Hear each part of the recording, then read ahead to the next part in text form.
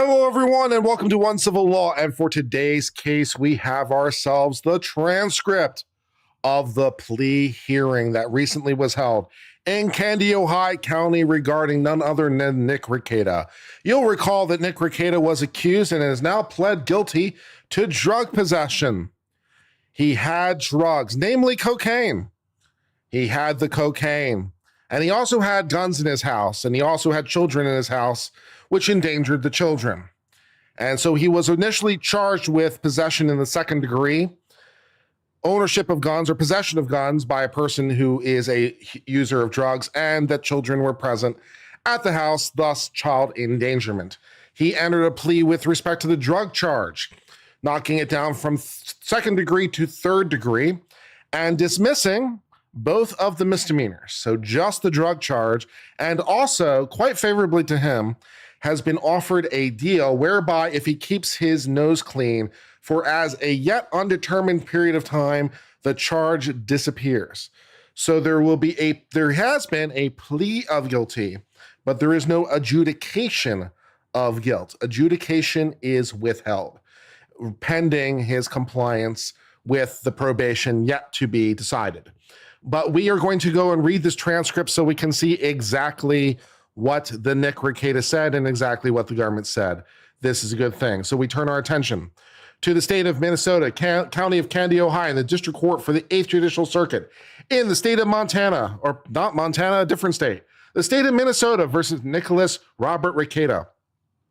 The above entitled matter came on hearing before the Honorable Stephen J. Wenzel, Mr. SJW himself, Judge of the District Court on January 24th at the Kandiyohi County Courthouse in Wilmer, Minnesota. Mississippi, also not the state in question, it's Minnesota. Whereupon the following proceedings were had. The court will call court file 34 CR 24-341, state of Minnesota versus Nicholas Rekeita. And sir, your name? Brian Lewis, Your Honor, on behalf of Nicholas Rekeita. And how do I pronounce your last name again? Lewis. Lewis, sorry, no problem. Ms. Pierce, Kirsten Pierce, appears on behalf of the state of Minnesota. The matter is set for a plea hearing here today. Counsel, is that how we're going to go forward on this matter today? Mr. Lewis, yes, Your Honor. The court, and if you could please indicate the terms of the agreement. What are we pleading to? What are the terms?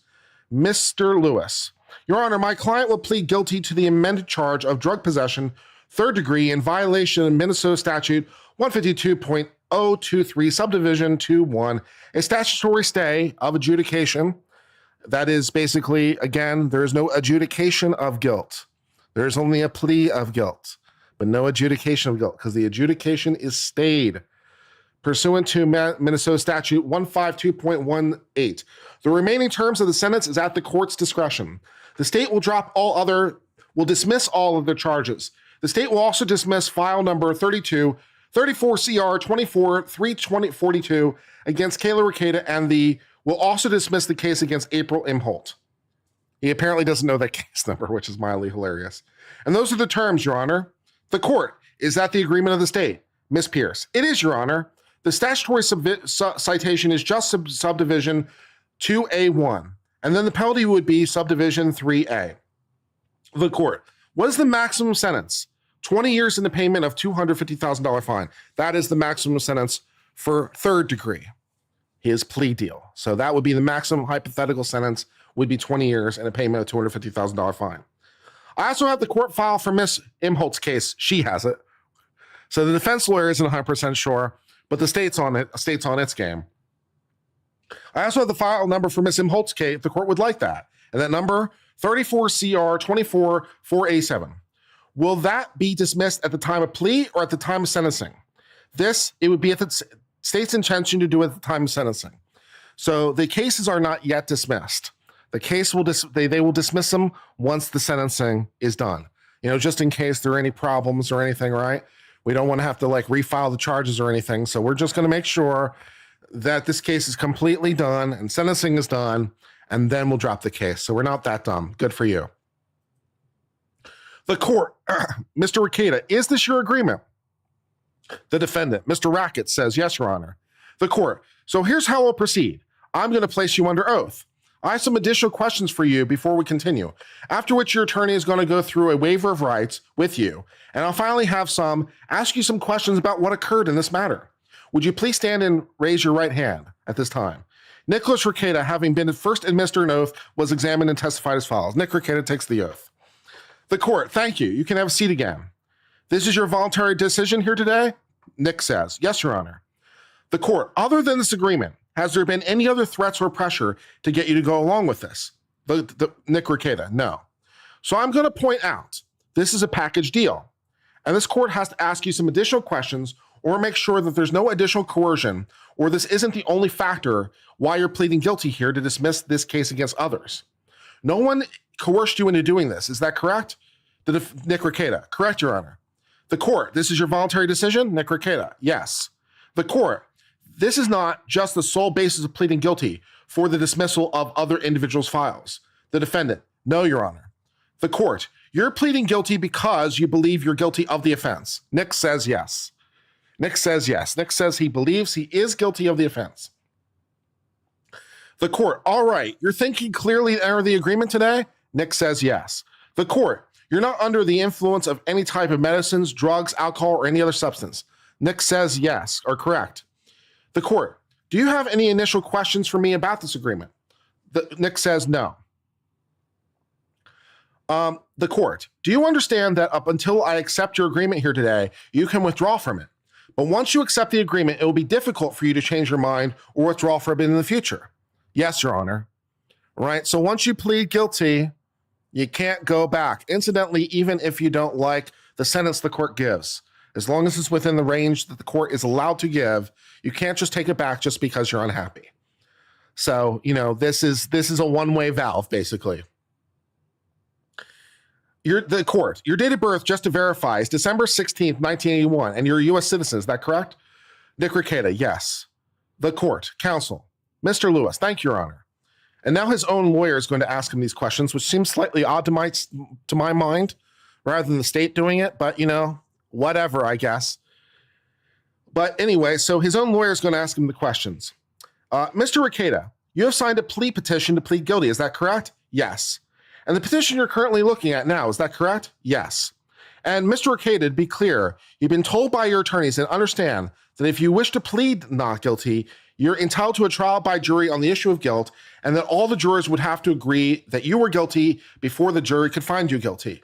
Yes. And you understand that if you plead guilty, you would not have a trial by either jury or the judge without a jury. Yes. And with knowledge of your right to a trial on the issue of guilt, you waive your right to a trial? Yes. You've also been informed by your attorney, and you understand that if you wish to plead not guilty and have a trial by jury or a trial by judge, you'd be presumed innocent until your guilt is proven beyond a reasonable doubt? Yes. And you understand if you wish to plead not guilty and have a trial, the prosecutor would be required to have witnesses testify against you in open court in your presence, and you would have the right through your attorney to question these witnesses? Yes. And you understand that with knowledge of that right to have the prosecution's witness testify against you in open court in your presence and questioned by your attorney that you now waive that right? Yes. And you understand that if you wish to plead not guilty and have a trial, you'd be entitled to require any witnesses you think are favorable to appear for you and testify at that trial, correct? Yes. And with knowledge of your right to require favorable witnesses to appear and testify, you waive that right? Yes. You also understand that if there are any previous criminal history or criminal convictions, those could lead to a longer prison sentence. They typically would, of course. That's right. Prison sentences are determined by how bad you've been in the past and how bad this thing is. That is the twin matrix. So if you have other criminal offenses, they could impact you. You also heard the plea agreement that was entered earlier, and you understand those terms, correct? Correct. You understand that no one has made promises outside the plea petition that you've signed, correct? Correct. You also understand that if you plead guilty is for any reason not accepted by the court, or you withdraw the plea with the court's approval, or the plea is withdrawn by the court, either by the court on appellate review, you would then stand trial on the original charges. If the plea deal blows up, then we just go back to doing trial. And you understand the prosecution could proceed against you just as if there has been no plea of guilty or no plea agreement. Right, we just reset, correct. And you understand that if the plea of guilty is accepted by the judge, you would have the right to appeal, But any appeal claiming error would probably be useless and a waste of your time and the court's time, which for some reason is apparently the official language the court has decided to go with, because that was the same language in the plea deal. I find that to be a very awkward phrasing, personally. I find that to be a very awkward phrasing, but that's apparently what they've gone with in their jurisdiction. So, okay. And you understand, of course, that the judge will not accept a plea of guilty from anyone, including you, who claims to be innocent. Yes. And you're not making any claims of innocence. Correct. He is not innocent. He did it. And you understand that if there's a trial, you could testify, but only at your sole discretion, and that no one could pressure you to testify. Yes. You also understand if you decide to not testify, no one, neither the prosecutor, judge, nor me, could comment on your failure to testify. Yes. And with knowledge of your rights to testify, knowing that people could not coerce you or pressure you in any way, you give up your right and will tell the judge the facts of the crime. Answer, yes. Mr. Lewis, Your Honor, sufficient for a legal basis? The court, it is. You are offering the petition? Mr. Lewis, I'm offering the petition, Your Honor. The court, any objection? The government, no objection. The court, it will be received. Mr. Lewis, thank you. Honor's permission to approach. You may. And then apparently they had a little powwow at the bench, which is not on the transcript. The court, thank you, sir. Do you have any questions for me about any of your rights you're waiving by pleading guilty here today? The defendant, no, Your Honor. Do you now wish to waive your right and accept this agreement? The defendant, yes, Your Honor. All right, I'm going to ask you to the amended count of third-degree possession of a controlled substance in violation of Minnesota Statute 152.023, subsection 2A1, with reference to subsection 3A, a maximum sentence of 20 years, $150,000 fine. So apparently it was $150,000, not $200,000. So Mr. Lewis got that wrong when he said it earlier. So only $150,000. How do you plead? Guilty or not guilty? Guilty, Your Honor. Guilty. Guilty. All right, now the court is going to inquire further about the factual basis for the guilty plea. So we're going to do an allocution. Nice. Before I can accept your plea, we have to discuss what happened here. My understanding is this took place on or about May 23rd, 2024. On that date, you were located at your house in Spicer, Minnesota, here in Candy, Ohio County. Yes, Your Honor. Is that your residence at the time? That was my residence. And apparently a search warrant was being executed on that date in the morning hours. Is that correct? Yes, Your Honor. Were you home at the time? No, Your Honor. I was about a half mile away. Correct. He was stopped in his car. We know from earlier. All right. Did you have some items in your possession that you shouldn't have had? Yes, Your Honor. And what was that?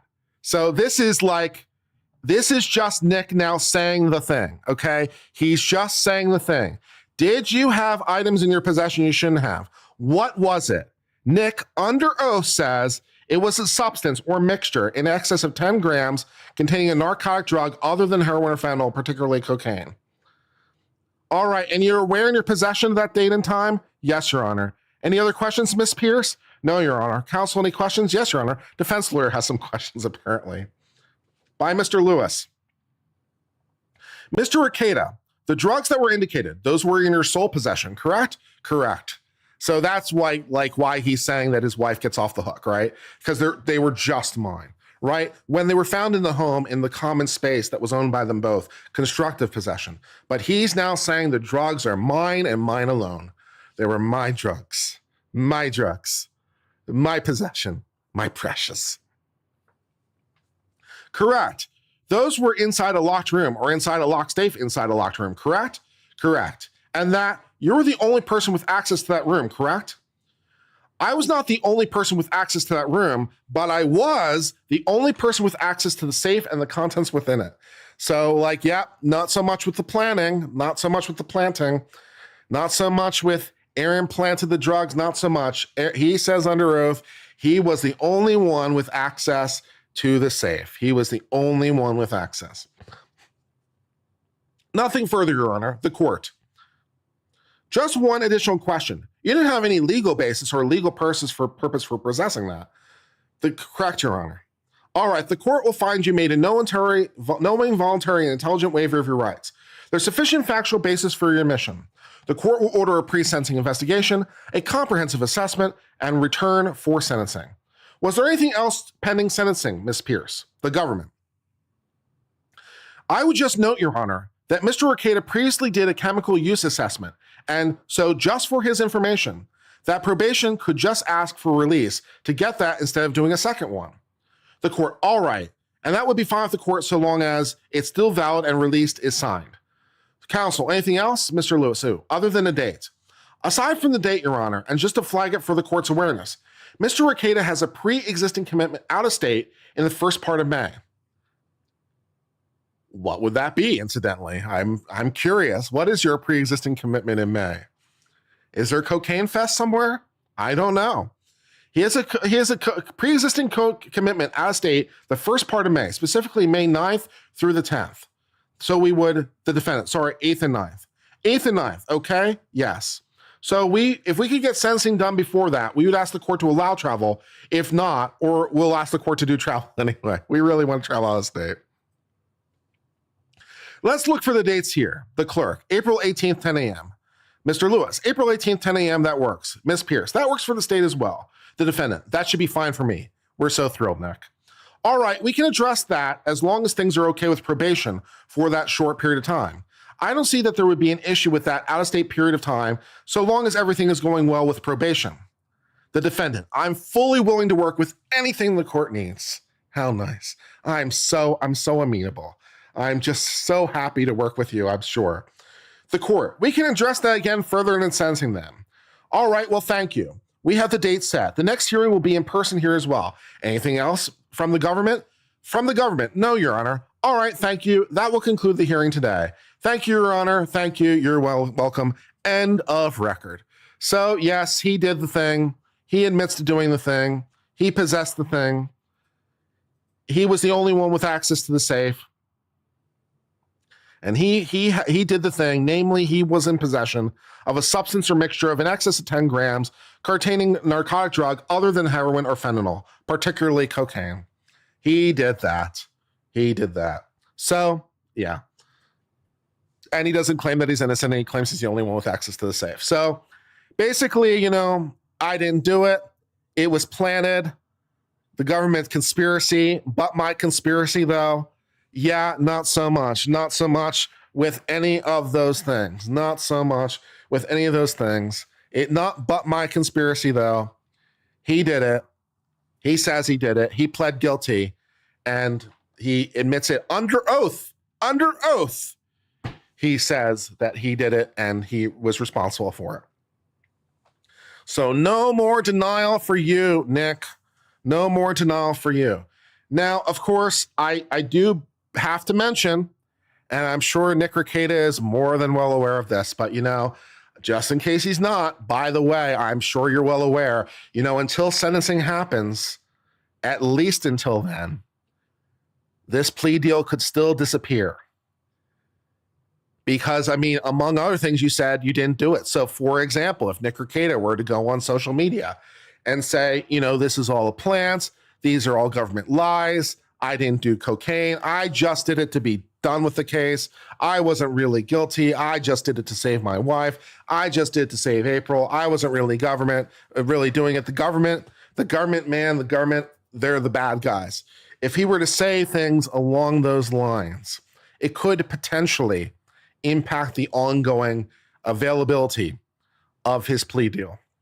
So at least until he's sentenced, he has to maintain that he did it. And then I'm sure he'll go forward and say, I didn't do it, and try to get out from under this, and all the rest of it. But, he admitted it under oath. He swore that it was true. So we'll see how it all goes. I will, however, say, to Nick's credit, that I did not think that he was going to get the diversionary deal. I thought that was kind of off the table. And the rule doesn't require it, because I've seen some people get misled by this or misunderstand. It is required for possession in the 5th degree if you meet certain criteria. But if it's not possession in the 5th degree, if it's a more serious form of possession, it's discretionary. So the court doesn't have to do it. So I thought that it would be unlikely that he was going to get a conditional discharge, is what you might call this, an adjudication or a judgment, without adjudication, or an adjournment without adjudication, or whatever you call it in your state, right?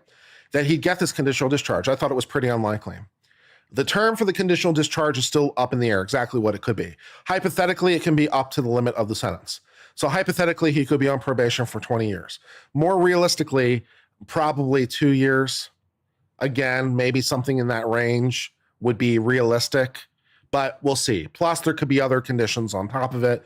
But as he says, with the fun police, not so much with the fun police are going to continue to be a present thing for him through the next 18 months, 2 years, 3 years. But, to Nick's credit, he was able to get a conditional discharge, notwithstanding the fact that I didn't think he was going to be able to get it because I thought he fucked around too hard. I thought he FO'd and was going to FA and FO'd. And so he managed to get a deal that if he's able to do it, if he's able to get through his probation period, there will never be an adjudication of guilt. So there is no finding of guilt. And so he is not a convicted felon, at least as far as I would understand under the operative law. So all he has to do is not drink and not use drugs and otherwise not get into new trouble for whatever period of time the court will set, along with whatever other conditions the court will set, yet to be decided. So we'll see how it goes. But I mean, he's got a chance. He's got a chance, and I honestly didn't think he was going to get one. So, hey, I kind of predicted that one wrong. My prediction was 4th degree with, like 2 years probation and one or both charges dismissed. He got 3rd degree, but he got that conditional discharge, which is a much better deal in my humble opinion. So credit to him and credit to that. Also, of course, relating to his bar and his being a lawyer, this has no impact on that because that is not criminal in its nature. It's a licensing thing. And so the bar can continue, if they wish to enact their own sanctions against him as they might want to do. As I previously stated, however, I think it's extremely unlikely he'd get disbarred for this. It's not exactly the first time there's been a drug problem with the bar, so not the first time. So assuming the bar was likely to do anything about it, you're looking at potentially some sort of suspension, but nothing more. But it's up to the bar to determine whether or not they want to investigate this. Of course, at the moment, his license, at least as far as I'm still aware, is still suspended for want of doing continuing legal education. He's not doing the CLE. So his license is suspended for want of doing the CLE. So maybe do the CLE. I don't know. So that is where we sit. The plea deal, of course, the sentencing rather, could also include some additional requirement to undergo some additional drug counseling or other things, right? It's kind of up to the court at that point to determine what they want to do. So we'll see how it all goes. Yeah. So we'll see if there's any other questions, but that about covers it up. That about covers it.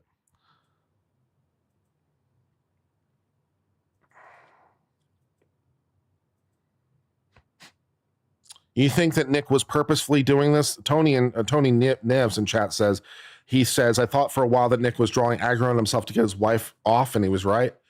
If you think that this was all, I don't think that's true. I mean, it certainly worked out that way, but I don't think this was some 4D chess thing. I think he got there in spite of himself, but fair enough. Nate the lawyer says in New York he would be a convicted felon. 100%. No, 100%, Nate. We both know that in New York does things a little bit different. How's their sentencing without adjudication? It's just part of the rules. It's part of the statute. So it's just the court can do things even though they're not adjudicated. So it's just the rules.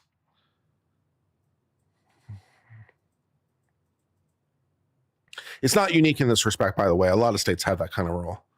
A lot of states have that kind of rule for this kind of thing. So not unheard of. You plead guilty, but if you keep your nose clean, the charge just disappears. Yeah, it's not unusual.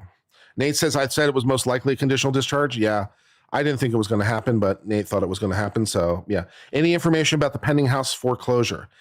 As I understand it, and I could be wrong about this, he sold the other house. So he sold the baby bunker. And I believe he's used the proceeds of that to pay off the mortgage. So I don't believe his house is any longer under foreclosure. So I believe he used the funds from the one house to pay off the other house. So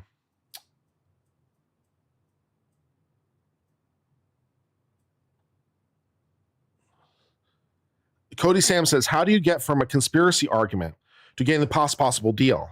I'm not just shocked at the plea. I'm shocked at how the plea, given how difficult he's been. Yeah, I thought he wasn't going to get this good a deal. I'm with you, Cody. I didn't think he was going to get it. It's 10 plus because they downgraded the felony. Correct. Right. Yeah. I always thought it was pretty likely that it would go down in any event. He was right on the bubble anyway. So I was not surprised at all that it went down to third degree. I wouldn't have been surprised that the charges got amended down to third degree because he was right on the bubble.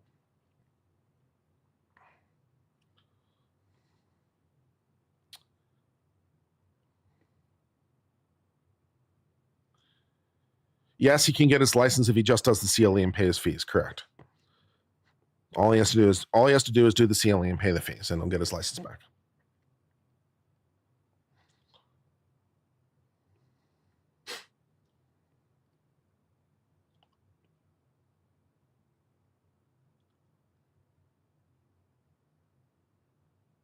Yeah. All right. So that about covers it. Do I believe in an arc of redemption? I believe anyone can redeem themselves. Sure. Yeah. So we'll see how that works.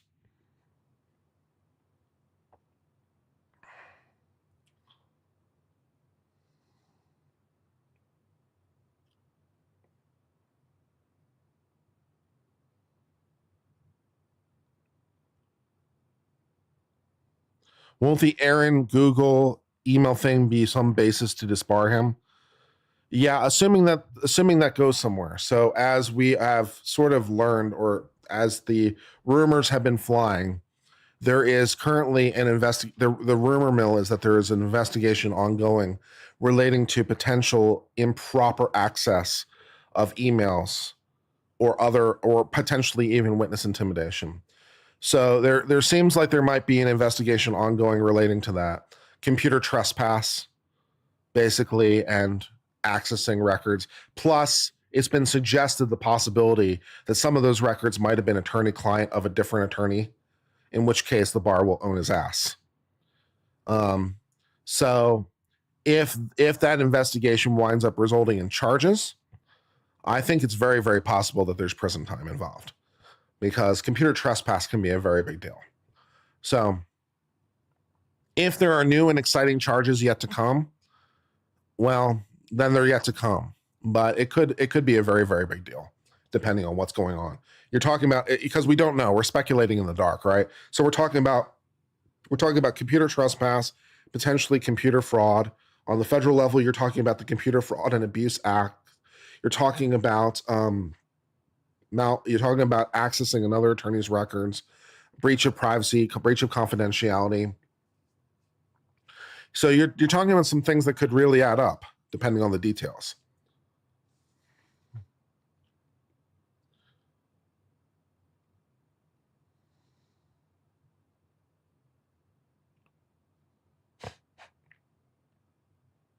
If the feds get involved, he's going to have a really bad day. But the feds don't really typically get involved with real small time stuff like this, so I wouldn't think so. But if the feds get involved, he's going to have a really bad day under the CFAA.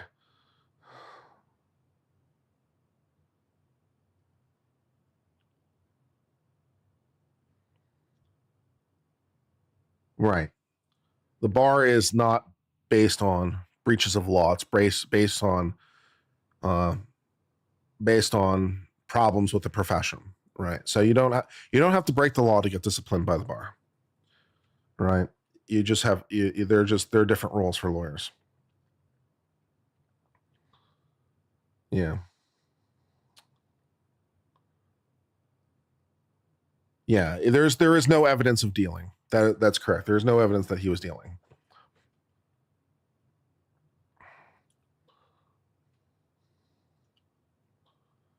And I don't know what's happening, outside of that. I don't know what's happening with his marriage. I don't know what's happening with April. I don't know what's happening otherwise, but things are, I don't know. They've been through a lot together. I don't know. But yeah, we'll see what happens. All right. Well, there are no other questions right now, so I guess I'll go ahead and sign off and just simply say the Nick hate is palpable. Yeah, I mean, no, we're just trying to read the law. It's a case that people are interested in. It's like, I don't very much like that he lied very blatantly. I don't like the fact that he kept making insinuations that he's now under oath saying weren't true. So, I don't really like that. He was talking a big game about governmental corruption and talking about a big game about how the police were setting him up and all kinds of stuff. And it's like, none of it was true. He just swore under oath none of it was true. So I don't really like that very much. So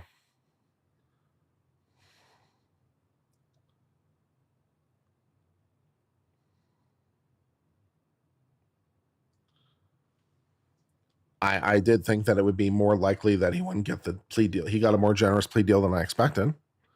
So, but I don't, I don't hate him. I'm just not a fan of being told the sky is red when it's blue. I'm not a fan of that. So, do I think he'll mess up the plea deal? It's a lot depends on a lot, but if he's made it this far, he's got a chance. I'll give him odds. Yeah, 4-1. 4-1, he'll make it.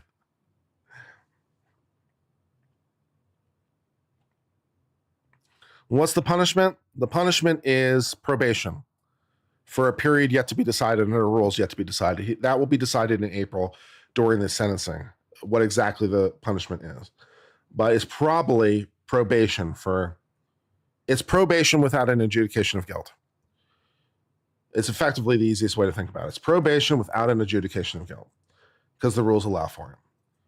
So we will find out in April. All roads end in April, but we knew that a long time ago. So we'll find out what the exact sentence is in April. Probably 2 years probation.